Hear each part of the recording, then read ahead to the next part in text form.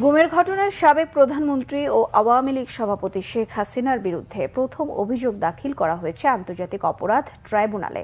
গত 15 বছরে আওয়ামী লীগ সরকারের সময় সকল গুমের ঘটনার তদন্ত চাওয়া হয়েছে। এ সময় এতে 18 জুলাই সাভারে পুলিশের এপিসি থেকে ফেলে দেয়া শিক্ষার্থী আসাবুল ইয়ামিন নিহতের ঘটনায় শেখ হাসিনা সহ 78 জনের বিরুদ্ধে মামলা হয়েছে ট্রাইব্যুনালে।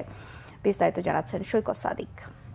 হঠাৎ করে 10 থেকে 15 জনের একটি টিম আমার অফিসে ঢুকে এবং সাথে সাথে অস্ত্র প্রদর্শন করে আমাকে বলে যে ডিবি প্রধান আপনাকে তার অফিসে ডেকেছে, আপনাকে যেতে হবে। 2018 সালের 17 নভেম্বর রাজধানীর বাসাবো নিজ বাড়ি থেকে ডিবি পরিচয় তুলে নিয়ে যাওয়া হয় ব্যবসায়ী এনামুল কবিরকে।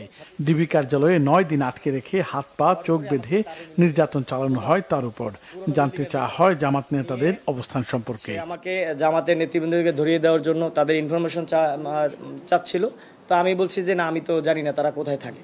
এই অভিযোগের পরিপ্রেক্ষিতে সাবেক প্রধানমন্ত্রী শেখ হাসিনা সহ 25 জনের নাম উল্লেখ করে সোমবার আন্তর্জাতিক অপরাধ ট্রাইব্যুনালে অভিযোগ করেন এনামুল কবির। শেখ হাসিনার সরকারের আমলের সকল গুম খুনের তদন্তও চাওয়া হয়েছে এই অভিযোগে।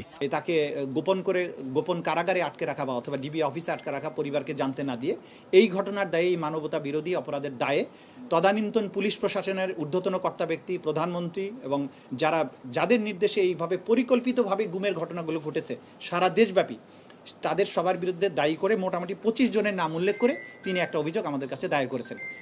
এদিকে ছাত্র জনতার আন্দোলনে গত 18 জুলাই সাভারের আশুলিয়া এলাকায় পুলিশের গুলিতে নিহত হন শিক্ষার্থী আসাবুল ইয়ামিন। আসাবুলকে ফেলে দেওয়া হয় পুলিশের এপিসি থেকে। এই মর্মান্তিক হত্যাকাণ্ডের ঘটনায় শেখ হাসিনা সহ 78 জনের বিরুদ্ধে মামলা দায়ের হয়েছে আন্তর্জাতিক অপরাধ ট্রাইব্যুনালে। আসাবুল ইয়ামিনের এই ঘটনা ভিডিওর মাধ্যমে সারা বাংলাদেশে ছড়িয়ে পড়ার পরে মানুষ বেদনার্ত হয়েছেন। গোটা বাংলাদেশে আন্দোলন আরও দাবানলের মতো ছড়িয়েছে। এই যে তার হত্যাকাণ্ড, এইটার জন্য আজকে গতকালকে তার পরিবারের পক্ষ থেকে তার মামা এসে আমাদের ট্রাইব্যুনালের কাছে এই ঘটনাগুলো বিস্তারিত বিবরণ তুলে ধরে প্রধানমন্ত্রী সহ 78 জনের বিরুদ্ধে, এখানে পুলিশ প্রশাসন যারা এপিসি চালিয়েছিল, এপিসির ভেতরে যারা ছিল, এদেরকে আইডেন্টিফাই করে সাভারের পুলিশের যে সমস্ত অফিসার ছিল সেগুলো সহ যারা চিকিৎসা দিতে বাধা প্রদান করেছে সবার নাম সহ মোট 78 জনের বিরুদ্ধে এই অভিযোগ গতকালকে আন্তর্জাতিক অপরাধ ট্রাইব্যুনালের প্রসিকিউশন টিমের কাছে তারা দায়ের করেছেন। সৈকত সাদিক, বাংলা ভিশন, ঢাকা।